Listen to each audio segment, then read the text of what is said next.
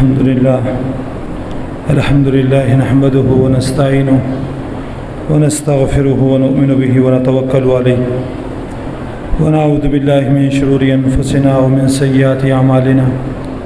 من يهده الله فلا مضل له ومن يضلله فلا هادي له ونشهد أن لا إله إلا الله وأشهد أن محمدا عبده ورسوله الذي أرسل بالحق بشيرا ونذيرا فقد قال الله تبارك وتعالى في القرآن المجيد والفرقان الحميد أعوذ بالله من الشيطان الرجيم بسم الله الرحمن الرحيم ما آتاكم الرسول فخذوه وما نهاكم عنه فانتهوا۔ محترم سامعین کرام،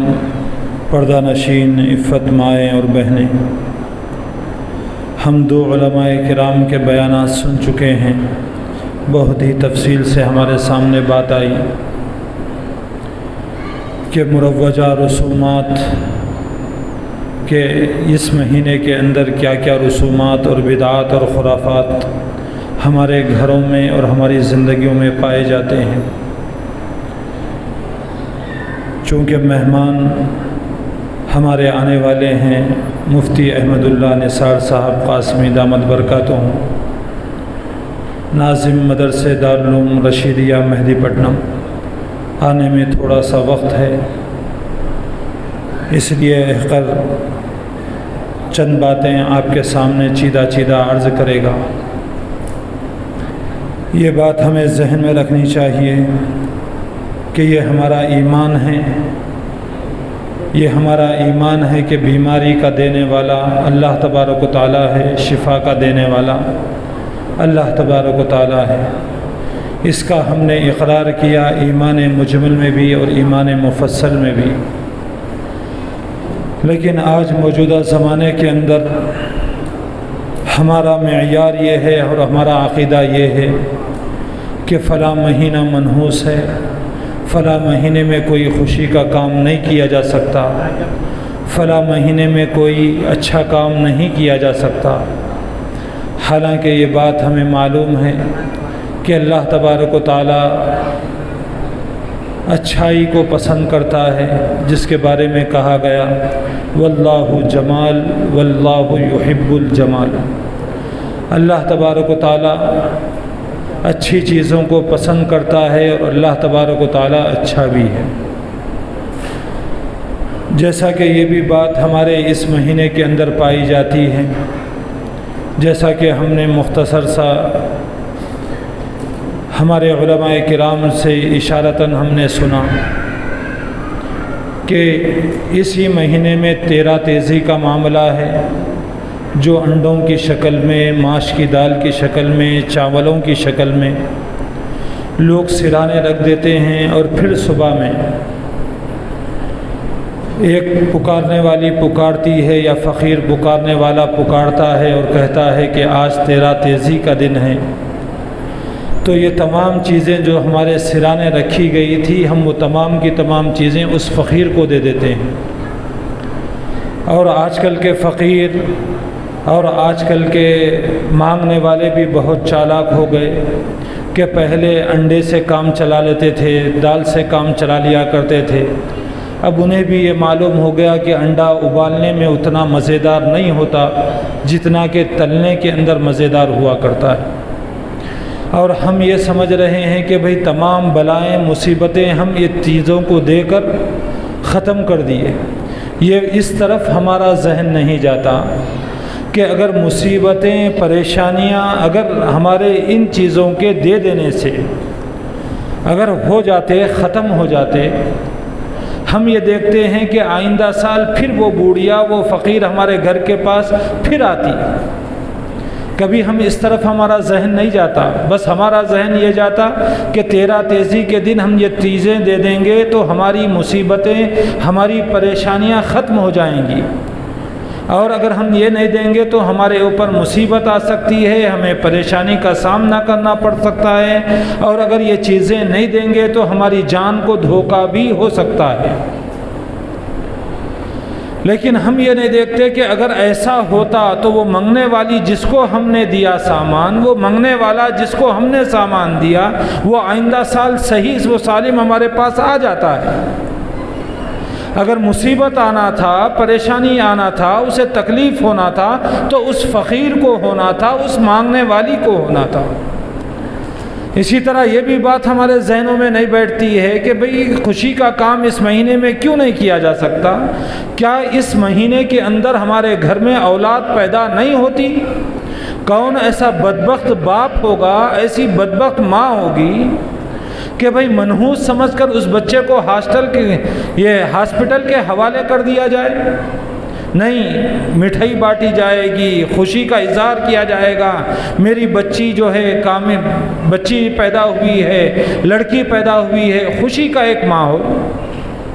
جب اسی طرح اور آگے بڑھ کر دیکھیں، اگر اس مہینے میں کسی کی سیلری بڑھ جاتی ہے، کسی کی تنخواہ بڑھ جاتی ہے،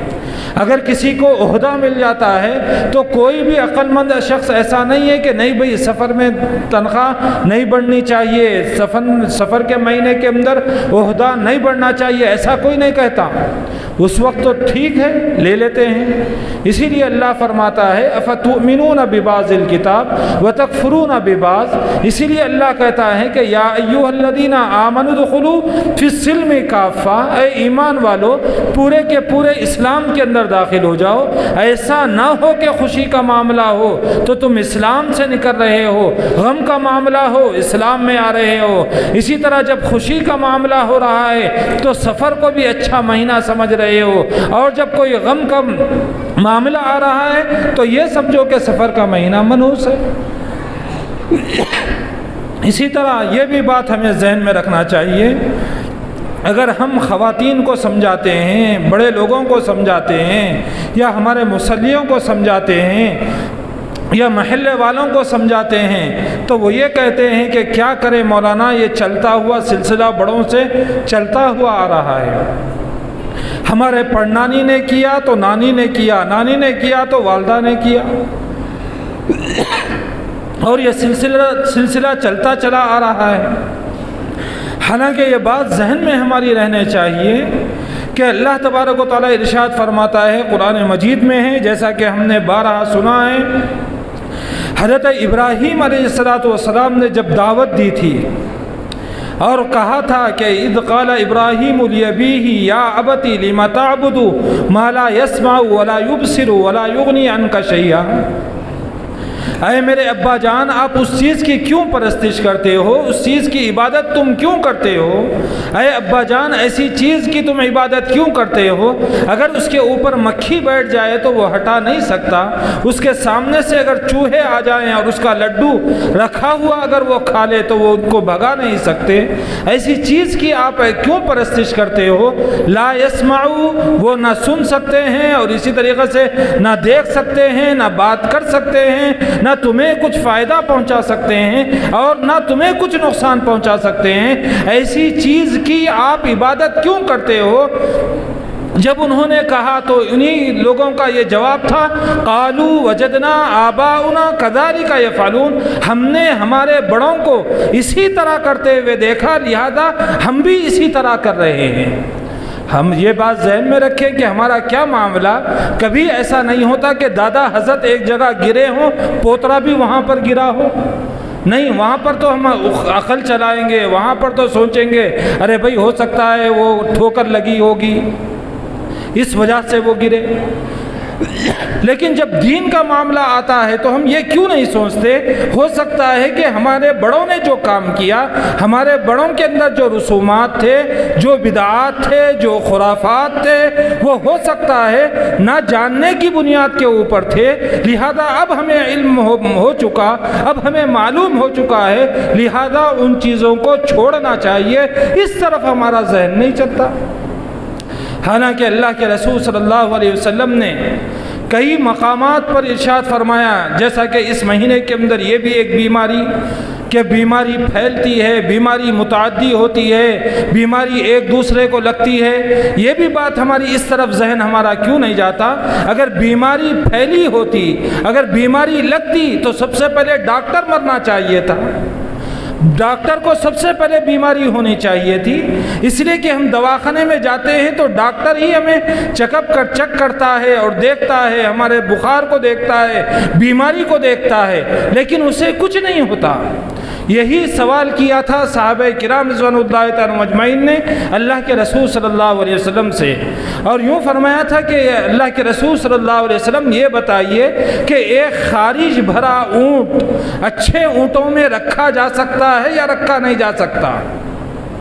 اللہ کے رسول صلی اللہ علیہ وسلم نے فرمایا کہ رکھا جا سکتا ہے۔ صحابہ نے ہماری ہی طرح سوال کیا تھا، جیسے ہمارے موجودہ زمانے میں یہ ہے کہ بھئی جس کو جذام ہو اس کے بازو نہیں بیٹھنا چاہیے، جس کو بخار ہو